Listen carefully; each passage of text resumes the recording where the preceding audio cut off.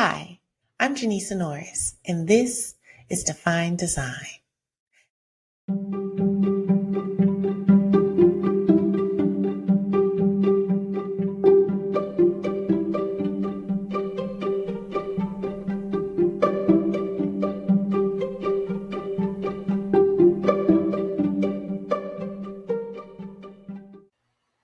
To quote Forrest Gump, life is like a box of chocolates. You never know what you're going to get. When users engage with our products, the goal is to give them a pleasant experience, and that shouldn't be reliant on the user selected task. For example, if a user is trying to unsubscribe, we can't assume it's because they don't like us. It could be the expense of our services. The reality is that content designers aren't responsible for understanding the mental states or backgrounds of the individuals using our products. Our role is simply to provide guidance with direct content. Trauma-informed design extends beyond just unfortunate circumstances. Consider how a user might feel when they face an error state, which can represent sudden change in any product flow and potentially trigger trauma related to their experience. How can we create content that is straightforward while minimizing stress for our users? To gain further insights on this topic, I've consulted with my colleague, Joe Levy. Joe is a senior product manager and content designer at Chin, specializing in trauma-informed digital experiences for survivors of gender-based violence. With over 20 years of experience across design, content, strategy, and product, she's passionate about creating emotionally safe experiences that center accessibility and user well-being. Tune into your insights on writing for people and not personas, meeting users where they are, and so much more. Let's tune in with Jo, a fellow content designer, and she specializes in something quite unique, important, and kind of niche as well. It's trauma-informed design, and it's something that might sound specific, but it kind of impacts us all at one point or another. So, hey, Jo, how are you doing? Hi, Janiessa. I'm really good. Thank you very much for inviting me. I'm excited to be here. So yeah, trauma-informed content design. I think that I don't know, it's coming to the forefront a bit more. I feel like it's a phrase that people are seeing used a lot, but they may not know what it means. And I think that if you don't really know what it means, your instinct is probably to think, well, this is that group of people that's over there, people who have experienced trauma. And that's not me. That's not anybody I know. And I don't need to think about it. But one of the things that I find really interesting about it is that that is not true. And actually it affects everybody. So I guess the way that you can think about it is like, yes, you've got big T trauma. You've got people who've, had to deal with abuse and kind of, I don't know, like horrific car accidents and really traumatic bereavement. But that's your big T trauma. And actually everybody at some point in their lives has to deal with some kind of trauma, what you might call little T trauma. And it might be things that it's a moment or it's a particular stage of your life. It may not last very long, but you're going to have to deal with it anyway. And so the thing that I always think is that the kind of what I've heard described as like the 5 most stressful life events, which in no particular order are getting married, getting divorced, moving house, having a baby, bereavement, and I know that's 5. I actually also think that kind of changing jobs can be in there, and the whole thing like getting made redundant. So you can think about these things that can cause like quite a lot of distress and upset. And you think about, even if you're not providing a service that is specifically for people who have been traumatized, you need to bear in mind that people, when they come to use your online service, are not all going to be in this happy, healthy, calm, like perfect mind state. Like they could be trying to order online groceries because they're suddenly having to look after a partner or a parent who has fallen ill or had an accident. And it could just be a totally natural part of life that everybody has to deal with. And the thing about trauma is that when you're in that kind of emotional distress, you're going to find it harder to process information. You're going to find it harder to make decisions. You're going to be more easily overwhelmed. So really, it's about it's not trying to make the thing that's causing the trauma better. Like, we're not responsible for that. We can't do that. But what we can do is make our service, whatever it is that we're providing online, we can make it not make things worse. So we can try and reduce cognitive load. We can not use judgy language. We can have error messages that don't make a person feel like they just failed at life. We can do all these. They're actually just little things that can just still make a massive difference. And it's also the kind of thing that you would appreciate yourself if you're in one of these situations that everybody has to go through at some point in life. So when it comes in, we have some little T traumas. It kind of makes me think about when you learn about human anatomy, how we have different types of stress. We have good stress and then we have bad stress. Regardless, stress exists. It is what it is. All right. So it's the same thing with trauma. It exists. It is what it is. You may have a big one, you may have a small one, but at some point it's something that may impact you as an individual. And from something that you've mentioned on one of your LinkedIn posts, when writing for people, these aren't personas, they're moments on a person's journey. And I want to dive more into that so you can elaborate a bit on what you mean by that instead of just assuming I have my impression, but I would love to hear your thoughts first to see if I was in alignment or not. And then we can figure it out. Yeah, that's cool. That's absolutely cool.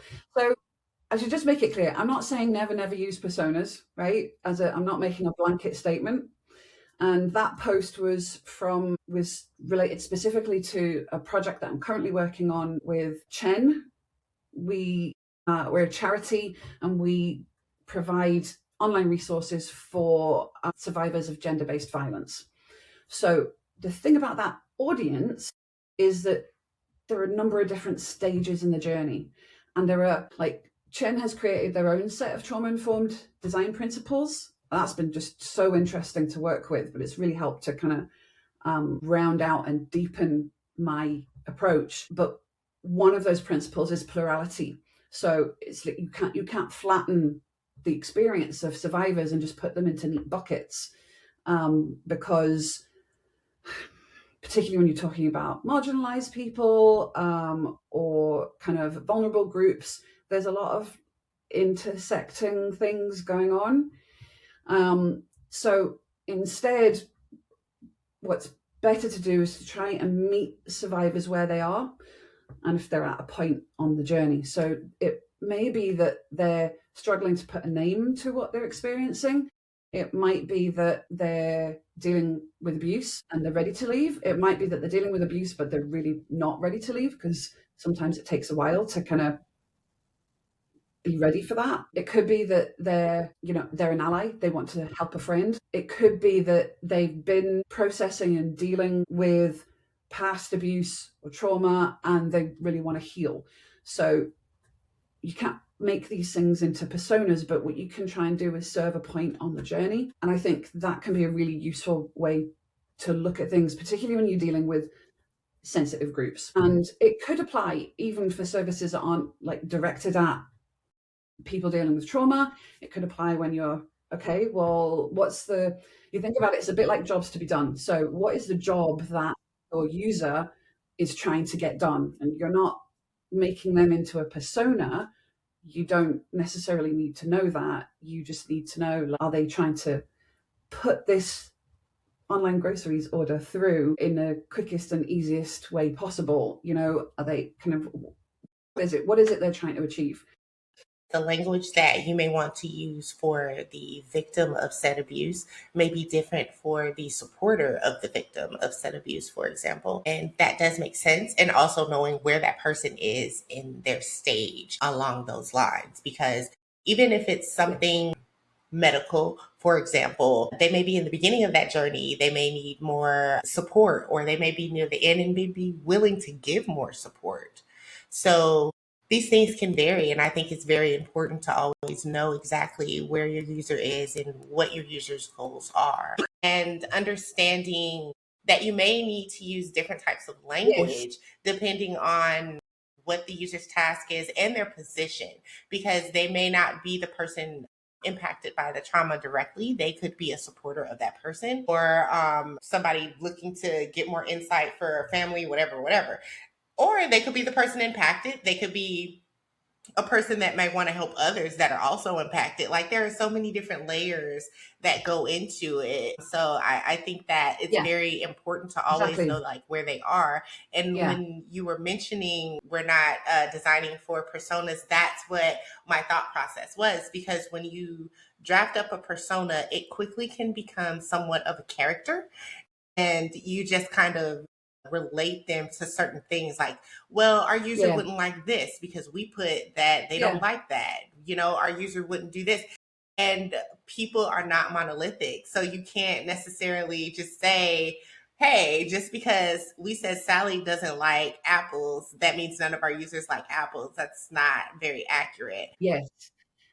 Exactly. That's exactly it.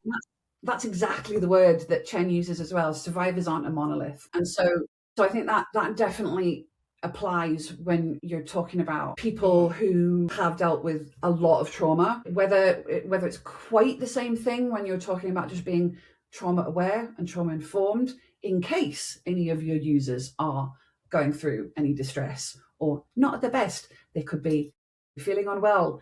They could just be having a really crap day. All of these things have an effect on how we interact with online services. So it's just consideration, and it can be about the language that you use, just in general, trying to be kind of kind and considerate.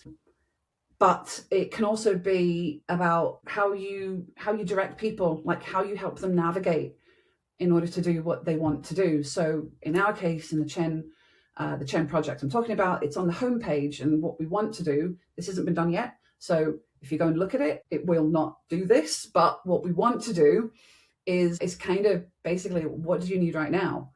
And then we're trying to show people that we understand where they might be at if they're in this moment, and direct them to our like specific content that Yeah. is geared towards that moment, if that kind of makes sense. So, for instance, if they're at the stage where they're ready to heal, we would direct them to our self-healing platform, which is called Bloom, and the point is to help them get what they need more quickly and more efficiently. Yeah. The user to a point more quickly and efficiently. And being a content designer and managing content that isn't a blanket statement, so to speak, because everyone approaches their traumas in different ways, no matter if they're the big T's or the little T's. Everyone has their different strategies. So when it comes to communicating with these users, what are some ways where we can create content that's informing the users but not overwhelming them? Yeah. So there's a number of things that you want to take into consideration for this. And it actually, one of the other things that really interests me is the overlaps between trauma Mhm. informed content design and accessibility Mhm. requirements, because actually very often the same things will apply. For instance, trying to minimize cognitive load, so you're not overwhelming the user with sort of like too many different colors or too much going on a page. You want to make sure that your content is well structured, that you are using your H headings, and that's also things like proper structure, proper formatting of text. It sounds like, oh my God, it's such detail. Why is that Mhm. important? Well, first of all, because it makes it easier to read, and we should all be trying to do that. Second of all, it is good SEO hygiene. And even with AI, SEO is still a thing because AI uses the SEO to tell us the stuff. So that makes a difference. But also chunking content so that it's in like bite-sized pieces, progressive disclosure, so that you're only showing people what they need to see, or you're helping to direct them to the bit that they need so they don't have to wade through a load of irrelevant information. But usually, you can also use things like accordions and tabs and this kind of stuff, so that you're showing and hiding, or they can pick the thing that's relevant to them. So those are just a few of the ways. I mean, good writing helps so that you can write well. You're not using 1,000 words when 80 would do, that kind of thing as well. That all makes a difference. It's like they're all it's like communication best practice. So it applies to so many different areas of life, not just content design, not just online products. Products that may not be specific to trauma related incidents. Like everyone has error states, and honestly, that is a point of trauma. Really? It might be a little T, but it is still a point of trauma because for the user, something has gone wrong. All of a sudden, there's been an abrupt change, and we have to communicate with them Yes. what has happened and what they can do in order to either reroute, begin again, and what happens next, right? And that's essentially how you're guiding users with trauma specific products. So it's something that we're all impacted by. Yeah. It's it's not making things worse as well. Like even if it's not a trauma specific product, like what you're saying there with error states, the number of times, oh my gosh, you must find this as well. Like the number of kind of error messages that you see, and you're like, come on, you can do better than this. That doesn't tell me what just happened. It doesn't tell me what's going to happen now. It doesn't tell me what I should do instead. So I've got to work this out for myself. And then think about being somebody who's in emotional distress or major stress, really upset. Like you could actually reduce them to tears. That's a thing that for somebody who feels like that, tears are probably never that far away. And your 10-word error message that just wasn't really thought about properly could do that. And that's so needless. Like just a bit of consideration, like we can all be nicer. Yes, it would be awesome if the world were just a little bit more considerate. Thing that as content designers and UX writers we have to always take into account because the position of this user could be anywhere doing anything. Another space that I was thinking about, like when you want to cancel subscriptions and things like that, right? That's another space of kind of trauma informed design because you don't know why this person needs to cancel. They may have lost their job. They may not be able to afford this anymore, or they may not like it anymore. It could be as simple as that. Not just like put blocker after blocker after blocker. Oh, there's so many. At some point, I might need to do a bit of a case study on this because you could. I mean, you'd have to go and sign up to a load of services and then unsubscribe, right? But just to have a look at how different people do it, it's amazing the range. And this isn't about whether you're a big company or a little company. Adobe, the worst when you want to unsubscribe. It's so painful. They make me so angry. We'll keep throwing things at you. And then it's like, there's actually some real kind of dark UX in there that's not a good look, guys. Really not. And then you get like these lovely little independent apps that just do the process beautifully and ask for feedback and make you think like, maybe I don't want to unsubscribe, But you don't know what's going on in somebody else's life. That you don't need to be like that to them. Well, for some products, they come from it was developer built it, boom, and now it's out. And then the UX came later. And we can kind of see that with the transformation when it comes to certain older products, I'd say. Yeah. But with newer product spaces, like, for example, Slack. Slack has a lot of compassion and empathy in their content design, which we love, you guys. Whenever I read a Slack message, it's like, oh, that's really nice. I really like the way they said that.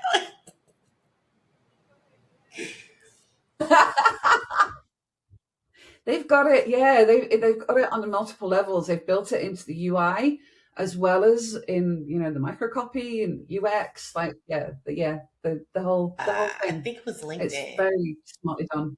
they were calling out how there was a food delivery that was going from someplace to a hospital. And they were like, oh, we noticed this was at a hospital. We're sending love and care to those in need. Okay. And I'm like, oh, that's so thoughtful because, you know, you never know what's going on. And sometimes when you're in the hospital, you're stuck in there, okay? You can't leave and you're praying to God for Uber Eats to come through. So it's just, you don't know if people are experiencing, okay, they don't want that hospital food. And sometimes, you know, you might be waiting on someone to say their goodbyes. So you're just trying to stay there so that you're able to do that. So many different dynamics are taking place. So I thought that was like really thoughtful. Yeah, that's really nice. Yes. I don't know whether you've seen that. I had my appendix out over New Year. Yeah. Yeah, well, yeah, but it was a bit like that. The food was terrible. Oh my gosh, see? Yeah. Yeah, that was a surprise New Year present for me. But yeah, anyway, not to talk about that. But my point is, yes, exactly. You're making me think there about the food. The food is horrendous, and that's just a nice extra touch. Because basically, look, if somebody's in a hospital, then unless it's a new baby, it's generally not a good thing, right? So, and that's another example of just you just don't know what's going on in other people's lives, and so it's better to just be kind to everybody, and that's a rule for life. But I think it applies in content design as well. Simple for the users, monitoring the cognitive overload, like making sure we're not giving them too much information, but making sure we're also giving them enough information so that they can have that choice and control. And you mentioned different design elements that can be used, such as having like the Arcadian menu, just to give the users, I love the Arcadian menu on mobile, by the way, design, okay, just so you know, okay, because I get to drop down and then, ooh, it's a paragraph, and then I get more information. But when I'm looking at it, I'm not like, oh my God, it's an essay. I can go specifically to where I want to get the insight that I need to get, and it's super awesome. So I like that design. And you don't have to read, right? You don't have to read the whole thing. You just read the bit. You can if you want, but then that's your choice as well. But yeah, I appreciate that as well. It helps you just to kind of like focus on the one thing at a time. Calm, visually calm. It's like a nice breadcrumb. So yeah, I totally love that, you know. And I feel like that also allows you to understand your survivors a bit more. Because when you're allowing them to interact with the app and have this choice and control, then they're letting you know what they're ready for. So, for example, when it comes to like your product and you have someone who's there for, I don't know, maybe a major move that was abrupt, you know, their husband's job changed, they had to change countries, it was quick, oh my God, I'm stressed out, it's cold here. So they may be utilizing your product, you know, and they're like, I don't know how I'm going to deal with this weather change. Everything is just stressing me out about this, you know. But as they go through the products, you know, after day 2, for example, they may feel like, you know, you're right. It's not that bad when you put a coat on. It's actually, you know, you get some hot tea, you know, it's an experience. And I think that that's something that people need to pay attention to because it allows users to explore so much more and feel as though they're directing their path and not as though it's the reverse. And I think that that's very important. Exactly. They're exploring at their own pace in their own way. And another thing that, so we all know as content designers, as UX designers, people will skim a page. They're very rarely will they read every single word on it. And they tend to look at headings. So there was, just as a side note, for headings where, and actually this is a technique that I've used in the past and I will rethink it now. Sometimes you're putting yourself in the shoes of the user and you're thinking, what questions are they asking? But the problem is that when you phrase headings as a question, the key information is not at the beginning. The beginning of it is always the question part, the what, who, how, why. The key information is further along. You're not helping people skim by putting that there. So you're actually better to have just kind of like statement headings about what it is you're talking about. But anyway, one thing that I always say when you're working out the structure of a piece, and whether that's like a full guide that has several Yeah. sections and pages, or whether it's just like a one-page blog piece, Mm-hmm. is look at your headings. Do your headings tell a story? Does this make sense? The order in which you've got it. Because the number of times that I'm like, well, why is that all the way up there? It relates to this bit down here. You want it to kind of flow in a logical order and help Okay. people to zone in on the bits that are actually what they're looking for. You're absolutely right about everything that you're saying. And I just see kind of what you were saying earlier with accessibility and it kind of being the same thing to a certain extent. There's overlaps. Absolutely. There's obviously things that are different. There are considerations for accessibility that are not the same. Things to do with screen readers and color blindness and stuff, but there are so many kind of emotional and cognitive things that really overlap. Yeah. In every space, no matter our niche, whatever we're doing, cybersecurity, trauma-informed design, all these different areas that are developing for us. Because I keep thinking about this one thing. Like, I remember just being introduced to the world of design and the idea, like, one of the first books I read was Don't Make Me Think. And it's like, that's something that just kind of stuck. It's like design is not supposed to make you think. You're supposed to be able to make like just an automated decision. And when I think of content, I feel like it goes into that. So it's just supposed to be just like putting your hands into a glove type of thing. Not necessarily, you know what I mean? Like, it's just supposed to fit really smooth and it just goes together. And that sometimes one may stand out more than the other, but when they work together, such as like you were saying with the headings, telling a story and just guiding that user along the way. So much so that they don't even feel like, what am I supposed to be doing? They're just like, oh yeah, do, do, do, do, do. And then they can move on to their next task or whatever it is that they want. I want to go ahead and bring this to a close because we've covered a lot of stuff. And I want to be respectful of your time because I know it's day for me and night for you. It's all cool. All good. If anyone wants to continue this conversation with you on trauma-informed design, how can they reach out? Come and find me on LinkedIn. And DM me, reach out. I love having conversations with new people, learning new things. It all helps to kind of like spark ideas. Same here. I just want to keep learning for the rest of my life, basically. Thank you so much, Joe, for being with me today and hanging out with me in this crazy world of defined design. And we learned so much insight from you on everything in trauma-informed design, thinking of our users outside of just using that specific product, considering their mindset. And I think that's a beautiful thing. Sometimes we only think about it when it's a sale involved, for example, or travel is involved. And it's in every situation, because even if it's Instagram and your pictures aren't loading and you're just sitting in the car, that's a problem. I feel like, yeah, if Instagram crashes, we'll hear about it. So that will definitely give somebody some trauma. But thanks so much for hanging out with me, Joe. It's been a pleasure. You're welcome. I have loved it. That was Joe Levy. Despite some technical challenges, we managed to have a meaningful discussion about trauma-informed design. I appreciate how we approach such a serious topic with a lighthearted perspective. During our conversation, we explored how trauma affects everyone, explored what it means to meet users where they are, and we took the time to recognize both major and minor forms of trauma. If you'd like to continue this conversation with Jo, her contact information can be found in the show notes. If you've enjoyed this episode, please remember to like and subscribe on the platform of your choice. This episode was written and produced by me, Janiessa Norice, while editing and post-production is done by Digital Sunflower. Until next time, turn your problems into opportunities.